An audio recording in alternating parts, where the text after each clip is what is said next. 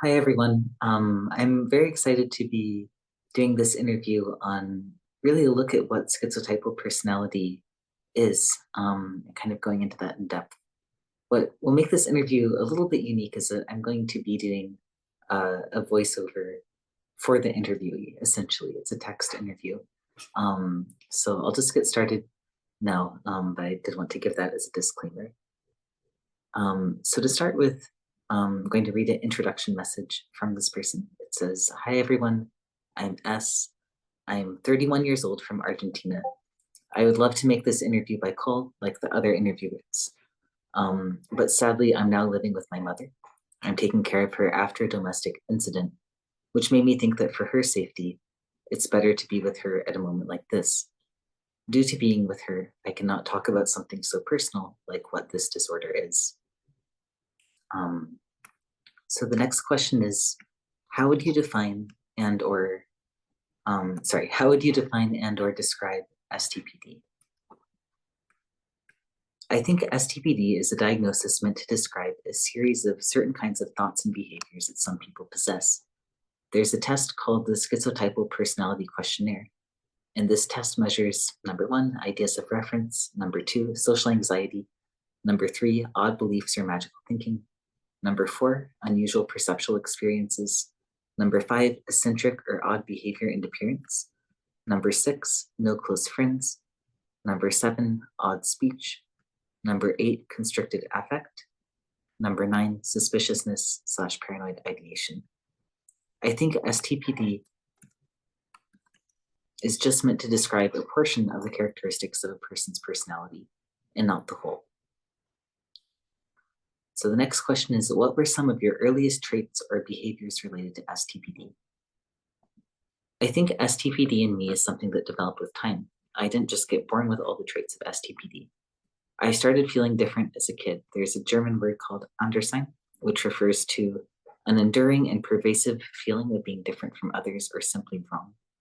It's a profound feeling of inner and existential alienation. I was quite shy, always non-aggressive, very calm and quiet, although cheerful like a normal kid. But I felt my peers were too loud, sometimes mean, and I just couldn't understand why. I was also very emotionally sensitive, and I think I could be described as weak or sensitive. I started becoming interested in fantastic and paranormal things as a kid, or way too attached to things like Pokemon, wanting to believe in fantastic creatures. I developed a lot of anxiety in middle school due to making a very poor job of homework. I was ashamed in front of my peers and didn't know how to handle it. I also had many experiences at my house thinking they were spirits.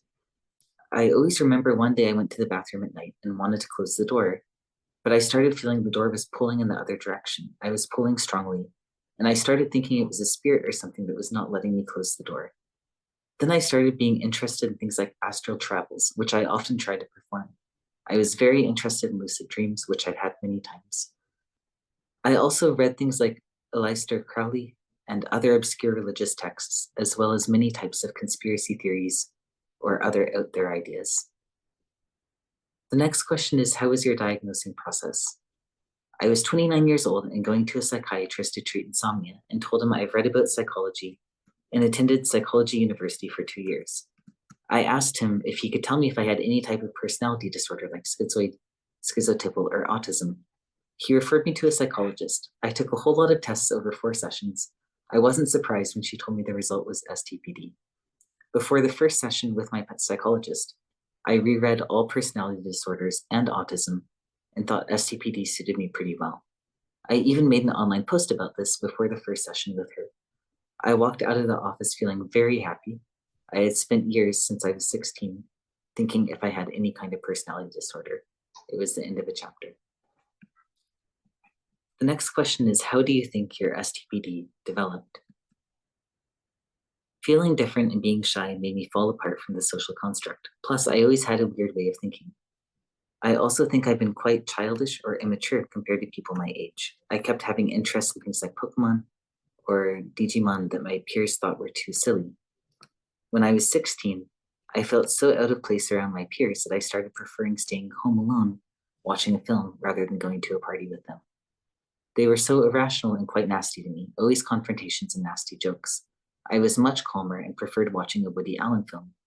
My mood became pretty flat because I didn't enjoy social relationships or school. I experienced anhedonia. I became a bit reclusive and quite depressed. I had some kind of apathy and lack of energy because I just didn't enjoy most things in life. At universities, when my symptoms were over the top, I felt nervous around others and paranoid. I was too focused on wanting to make a good impression. I was too nervous about this and didn't know how to handle social conversations well. It's a long story, but I developed a very bizarre personality. The way I talked was weird to people. It's like they didn't understand how I could be so odd. But I was also charming. People found me nice. It's not that they didn't accept or reject me. It's like my whole personality was warped. The next question is, how would you describe your experiences with StPD? Being so distant from people, even when among them, made me have an experience of seeing people from far away. I was always looking at people, like studying them. When I talked with someone, it was like it was a puppet who was talking to me. I could see people being natural while I was always in a state of hyper reflectivity. Sometimes I also felt like I was just acting. It didn't feel like it was the real me talking with them. This happened to me a lot during university. I felt people were acting just naturally while I had to think everything before saying it. Many times I've felt I have a bit of a psychopathic characteristic because I can fake my smile and people think I'm being nice to them while inside I dislike them. So I have to fake my persona in order to interact with others. I have a problem with noises too. I don't like gyms because there's always music I don't like blaring and they're so crowded. I like doing exercises, but I prefer to do them in a quiet environment. The next question is, do you feel like you've had StPD for your entire life? Or is there a point where you feel like you've developed it? This is a very interesting subject. Like I said, the symptoms that described StPD developed in me over time. I feel I grew up with the foundation of some type of personality that was the precursor of StPD. This is due to how different I felt since I was a kid. Like there was something in me I couldn't explain, and also that I felt people were so different from me. Sometimes I think I was born with a very calm type of personality, also too sensitive, and with some kind of weird imagination and ideas. And this type of personality made me quite vulnerable to the stress I then started receiving, like the constant bullying from some neighbors or the anxiety from schoolwork. As a kid, many times I wondered if I had some type of mental condition, like something different in my brain, because I had so many problems with all of my school assignments. I had a really poor memory to study and concentrate during exams. I was also very bad at sports, which didn't interest me much. I always preferred things like science and morality. I used to take apart electronic devices to see how they worked. Being so distant from my peers definitely made me very introverted. When I was 16 years old and switched to a new school, I became very aloof and had a low mood. It's hard to know if all people with StPD are born the same or not. There aren't good studies about this. Maybe people arrive at StPD from different foundations. In the end, like I said, StPD just describes a series of thoughts and behavior. The diagnosis itself is more descriptive than explanatory. The next question is, which have been your biggest issues dealing with StPD? My biggest issues have been on the social part. The ideas of reference, magical thinking, and paranoia were just small things. My biggest issue is feeling out of place to the point of just not knowing how to interact with other people.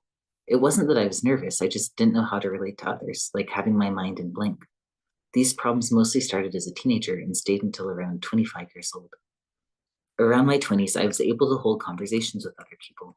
It's just that it always felt something off about it, even when the interactions were going well. It's like I didn't feel secure about where the interaction was going. And I always naturally met people and made friends. It's not that I felt nervous all the time and with all people. I made a big group of friends when I was in a band playing guitar. Although I had some insecurities, and many times I felt less compared to the rest. The next question is, did you ever have hallucinations, delusions, or a psychotic break? I've never had a completely psychotic break, never had vivid hallucinations, or I was in a full delusional state. 2 times it happened to me where I started hearing music that I didn't know where it was coming from. I checked my speakers and they were off, and it didn't seem like it was coming from my neighbors. This only lasted seconds. The first time was very weird, but it's like I was in a period of wanting to convince myself that magical things exist, or that I could access other reality scenarios by using my mind. The next question is, would you be willing to describe your experience with paranoia? With paranoid feelings, many times when I go outside, I feel people are watching me. I feel watched. I feel they're thinking, oh, this guy looks very strange due to my face or how I walk. When I'm inside my house, I wonder if my neighbors are seeing me and can see what I'm doing. Many times I'm waiting in line and I start feeling that others are watching me, that they even pay attention to how I move my fingers. But I just suck it up and don't care much about it. It doesn't cause me distress. It's just something that pops into my mind. I think this can be the result of my trauma or my early development of anxiety. When I was a kid, I used to think if maybe there was a species far away in the galaxy that could see me and was studying me, mostly when I was a kid. I used to try to communicate with this supposed species using my thoughts. I did this many times before sleeping. The next question is, what are some of your experiences with ideas of reference and constricted affect? When I was in university, many times I felt my teachers noticed I was different, and they could sense I was more interested in their lectures than my other classmates. Many times I felt they were giving some information from their lectures, especially to me, like if they wouldn't add that information on a normal day. But because I was there, they would say those things, knowing that information would help me to understand myself and the world better. Many times I felt people were talking about me behind my back, sometimes positively and sometimes negatively. Another anecdote is when I was going to enter the classroom and a teacher was next to the door with another student. Then the teacher raised his arm to point something to the student and by mistake hit my chest with his arm. He was out of words to express how sorry he was. I just didn't care. I waited 2 minutes and just smiled at him, then went back to my flat face and kept walking to the classroom. We didn't exchange any words. This is an example of constricted affect and how aloof I was. The next question is, what could you tell about odd appearance? When I was a kid, I had the idea that having long hair was cool. I refused to cut my hair. I spent 14 years without stepping into a barber shop. Sometimes I didn't like the long hair, but I just didn't know how I would look with another haircut, and that made me nervous. Nowadays I feel fine having a normal haircut. I prefer it that way, and it's actually one of the things that makes me feel more like a normal person. I never cared a lot about clothing. I had a sweater with a turtleneck and cut the turtleneck with scissors. Even if it looked messy, I wore that pullover in my university. I had a lot of struggles picking clothes that I liked. I disliked many clothes and had a hard time picking what to buy. The next question is, are there traits in StPD that you feel are misunderstood? I think sometimes people think that people with StPD can't comprehend reality, or they live in another world full of fantasies and are always under a state of paranoia and think people or entities are following them. And this is not always the case. Some people with StPD can experience those symptoms in that way, but not all. Not all are thinking if there's cameras hiding inside their house. Also, I've heard sometimes people saying that people with StPD don't socialize due to paranoia. And sometimes this could be the case, but not always. Many times they don't socialize because they feel out of place interacting with others or in groups. Also due to just not knowing what to even say or how to act among others. So the next question is, how do you typically feel in social interactions?